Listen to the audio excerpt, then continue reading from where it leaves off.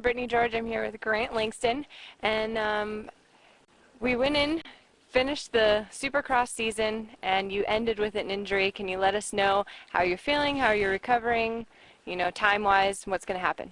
Yeah, it was obviously a big disappointment. Coming off the high of winning the West Coast Championship, and then, and then end up dislocating my wrist on press day at all. Probably the worst time. If it's in the race, it's a little different, but just one of those bad deals. I guess I hit a hole going through one of the rhythm sections or something, and I'm recovering. It's only been like 2 weeks.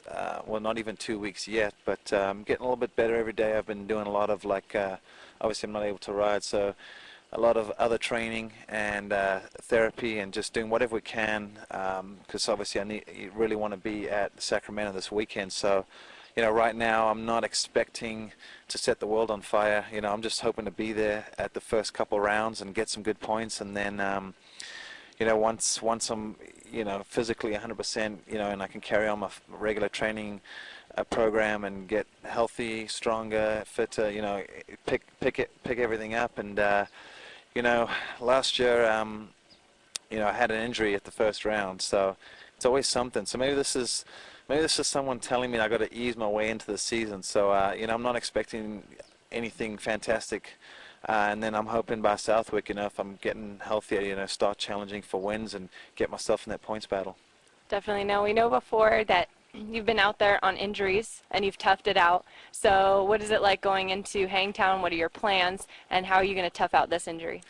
Well, I've never had a wrist injury, and obviously it's the right wrist, which is the throttle wrist. So my hardest movement is actually would be opening the throttle, because when I dislocated my wrist, it was from being in a cocked position, and it kind of just dislocated downwards. So that's the hardest motion right now. I have a nice custom brace that was made from the guys at CTI they worked really hard and gave me a couple braces that I'll be trying out for the weekend, and hoping that will kind of just restrict that movement of potentially doing more damage. But unfortunately I've ridden through a lot of injuries. It's obviously nothing that I want to do or plan on doing, but just kind of that's where racing goes sometimes. But I don't know. I haven't ridden. It's 50-50 right now. I know when the adrenaline takes over and the racing starts, sometimes it's a little easier to push yourself that little bit further, so I'm hoping for the best, because obviously I don't want to be sitting out at round one. That'd be a big heartbreaker for me. So if I can just go in there and goals. If I walked away with the top 10, I'd be happy. So just looking to kind of just feel my way into it, and just most importantly be there. Now, definitely, you were getting ready to go into kind of how you went in and injured your wrist. What exactly happened? What were you doing on the track? What point of the track were you?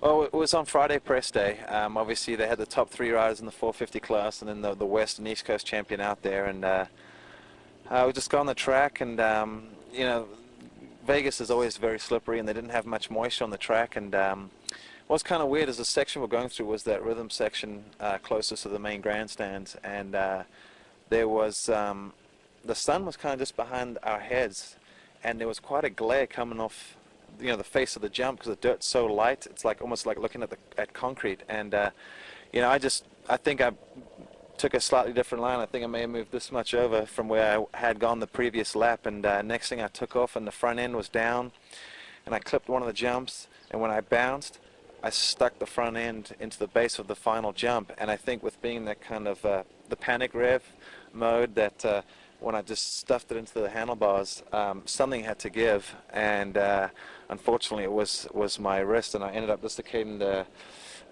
radius bone, which is the main bone.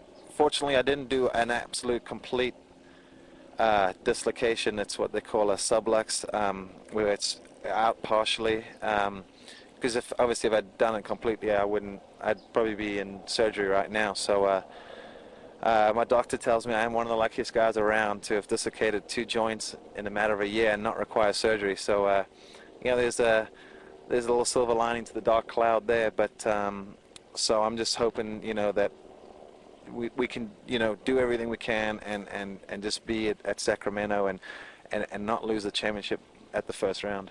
Exactly. So you came off of a high note with a championship in Supercross. Now you're going into motocross, and it sounds like you're going to be out there, Hangtown, and practice, and giving it a go on the track and see how everything feels. Yeah, I mean that's all I can try and do.